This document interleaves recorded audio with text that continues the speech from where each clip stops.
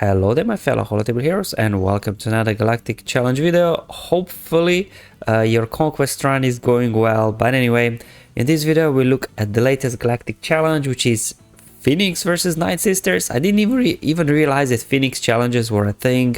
I guess it's been a while since we had one.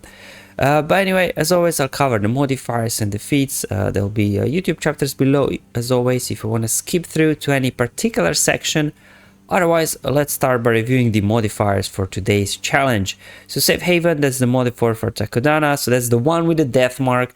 So whoever deals damage first in the battle will get permanent death mark on them until defeated, obviously, and death mark does prevent revives, which is nice, so Nightsisters, they can't come back from Talzin's leadership.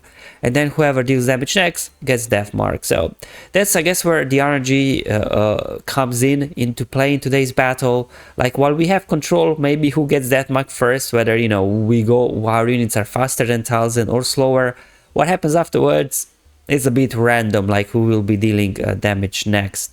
But anyway, that's what today's RNG will come from. Then in terms of the modifiers, we have Played by Ear modifier for Phoenix. It does a few things, but most importantly, once we gain 100 stacks of Played by Ear, we get Improvised Plan. And Improvised Plan does a lot of things, but most importantly, it allows us to ignore taunt effects. So then we can just get around zombies taunt quite easily. So that's really what will be all this battle today about with Phoenix. Ability to ignore taunts, and then you can just, you know, go after whoever you want. Otherwise, the modifier for the enemy a little bit annoying. So whenever an ally is revived, all other Nightsisters gain a stack of Ecor, and this gives them stacking stats, most annoyingly speed. So if you just keep killing zombie over and over again, all the other guys will stack speed and start running circles around you. That's why I just want to ignore a zombie, not kill her at all. But even for the others, you know, you have to first get for the zombie revives. Two of them, you know, could be a little bit tricky, especially if you have lower gear and slower Phoenix units, as I will show you in one of the battles. But, you know, as long as kind of the RNG with death marks lines up, you should be good to go for the most part. Now, in terms of feats, overall, pretty straightforward. You have to win your full team of Phoenix. 3 critical hits in a row, you know, it's not going to be too difficult. One AoE and you're good to go, right? And then you have to win without using a leader in the leadering slot. These ones sometimes are challenging, but today's, just because of the modifier, was actually quite straightforward. So let's knock out, I guess, the Phoenix feat first. So I'll show you the battles from both of my accounts. So this is the one where obviously Phoenix would need some love. They're kind of gear 12, Heroes Relic 5 from the, I think that's Profundity requirement. I do have Captain Rex at gear 11. And he's the only one unit with the Zeta. So let me show you the mods. I mean, the mods, I don't know, I did put some health and speed on them for the most part. As you can see, not all abilities maxed out on Hera. Obviously, if you do have them, maybe it will be easier. Same thing with Chopper, one of his abilities not maxed out. But also, yeah, modded for health. And then Captain Rex, he does have a Zeta on his unique, but not his special. Modded him for potency and speed. And then we got Kanan in here, again modded for health, some speed if you can, no Zeta on him as well. And Zeb, I just modded him for as much potency as I could, because his basic lands a daze, and then if daze, then his basic can stun enemies. So that's how we'll keep these guys under control. So that's why I chucked as much potency as I could on him to hopefully make those stuns land. Okay, let's hop in the battle. This, I think, is attempt number 25, so be warned, with low gear Phoenix, it'll take a while. First things first, you have to survive the opening sequence from Talzin, which after a few restarts, it did line up. She gets death mark on her, we just counterattacks, finish her off, and she's not coming back because of death mark. So now what we have to do is, again, just keep using our specials. Nobody has death mark on here, so I decided to deal damage with Kanan first. So he gets death mark on him because, you know, he's durable. I'm sure he can take a few hits even with death mark on him. Let's just go ahead and get some assists going. So we just have to spam specials so that we get attacks out of turn. So we keep stacking that Played by Ear buff. So we get 100 and then we can ignore the taunts. That's the whole idea. But so far, as you can see, Zeb doing pretty good job with his basic. Now Saj is annoying. She does dodge quite a lot, to be honest. It was a bit of a pain trying to constantly keep her stun locked. But the other guys, for the most part, it's okay. You can get them stunned, but at some point they just kind of start resisting for some reason. And you know, with the stacking speed, it's more difficult to keep them under control with like low gear, low speed Phoenix. Now I'm stuck behind the taunt, so I'm just gonna kind of keep going. Whenever you use a special ability that calls an ally to assist, make sure to target Chopper, because then he has a chance to reduce cooldowns on a random Phoenix ally, which obviously allows you to constantly keep spamming your special, constantly keeps getting assist. But yeah, okay, there we go. We are up to 100 stacks of Played by Ear, so we have now improvised plan buff on us. Now we can ignore the taunts. So now the plan is just keep going around, spreading the damage, keep everybody stun locked if you can. Alright, now let's go after Asajj, get her stunned. Stun Knife Trooper over there with the perfect. Sure, let's go ahead now, switch over to Death Trooper Peria, get a stun on him. Alright, so that was zombie kill number 1. So this is now, I guess, the danger zone, because whoever obviously defeats, they lose days, so then they can start gaining bonus turn meters. That's a little bit annoying, but luckily we've got another here AoE coming in. Let's see if we can get a stun. I said stun on Asajj. Come on, stun her. Thank you. What I'm gonna do here, sure, let's go ahead, spread the damage again a little bit, constantly calling Chopper to assist whenever you can. Sure, get a stun on Zombie, why not? And I get a stun on Night Trooper as well. Sure, let's get a taunt up, keep using specials. So far so good, I'm keeping them under control.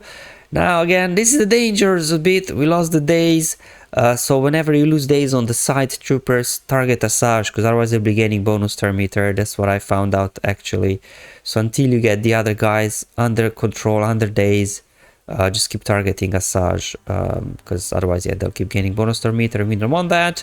Let's go ahead, see. Oh, we go, perfect. So that's zombies out of revive. So whenever we do defeat somebody next, so you can see here I made a mistake. I shouldn't have targeted Peridia because he got bonus turn meter, but luckily he killed off Kanan and then he dealt damage to Jack, so he got death mark on him. And from here on out, it's a kind of a straightforward affair. Like as soon as you get Talzin and another unit down, they become a lot easier to control, and that's it. So as mentioned before, I don't want to make it sound like this is easy. I need about 25 attempts with this low gear Phoenix squad to be able to knock it out. You know, so I won't blame you if you don't have solid Phoenix squad, if you just simply do tier 6, get your gold crate and be on your way. But just want to show you, you know, if you're willing to put some time in it, and you know, you can get RNG to align with those death marks and get it to work.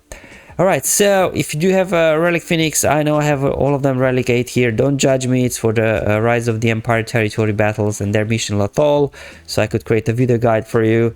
Here I don't have Zeb Relic tab, but I don't know, if you do have high relics on your Phoenix, I think Sabine is better because you don't need to worry about keeping them stun locked. Her AoEs are good because they land stagger and you can keep pushing back their turn meter anyway, so they're hardly getting any turns, so you don't really have to worry about keeping them stun locked for the most part.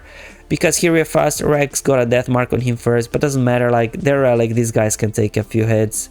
We got protection up as well, so it shouldn't be too difficult to keep these guys under control. There we go, another AoE coming in.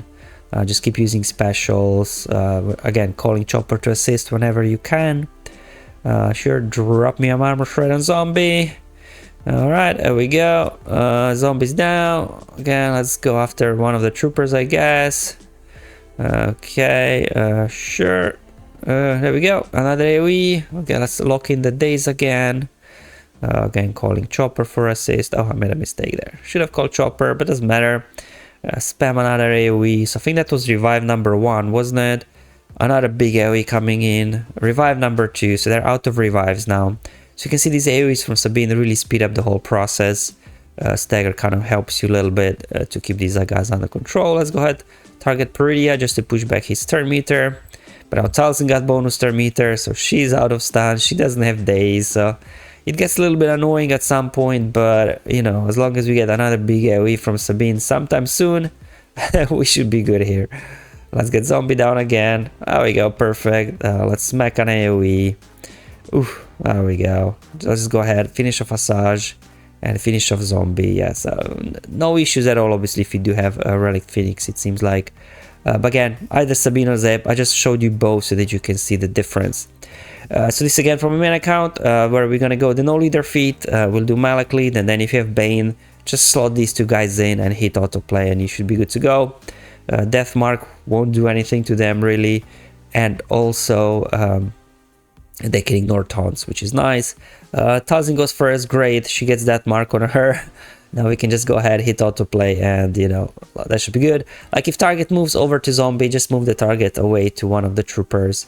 And also good thing is the basic from Bane also prevent revives. So very quick and easy on auto, knocking out this. From the other account where I don't have Bane unlocked, I'm gonna go with Malak lead again with Traya and Nihilus, and then just using like Watt and Hermiteora for support so they can heal up the team.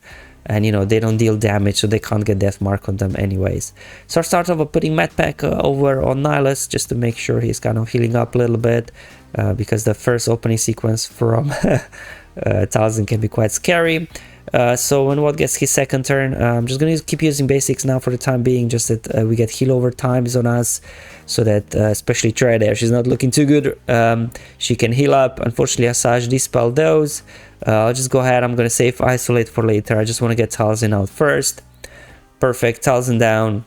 Night Trooper there dealt damage next. Let's go ahead and, you know what, let's go ahead and heal up the team first a little bit.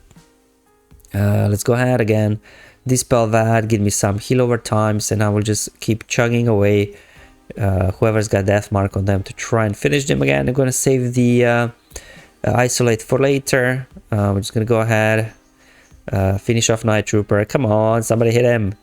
Let's again, just basic from Watt, giving us heal over times. Down they go, and now Malak takes a turn, he gets that mark on him, and you know, that's actually the ideal scenario. And now I'm going to go ahead, drop that Isolate on Zombie, so I don't need to worry about her taunt, and I will just keep, you know, going after Asajj or Peridia, it doesn't matter.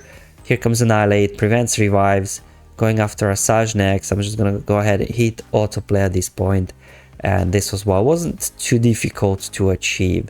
So I would say for the most part, you know, if you got decent Phoenix, you should be able to get a red crate if you put some effort in it. If not, you know, no need to stress, get your gold or even silver crate, get your 2 Omicrons and be on your way. Alright guys, that's all for today's video. Hopefully it was useful and helpful. I'll see you in the next one, but until then, have fun, enjoy your life, and may the RNG be with you, my friends.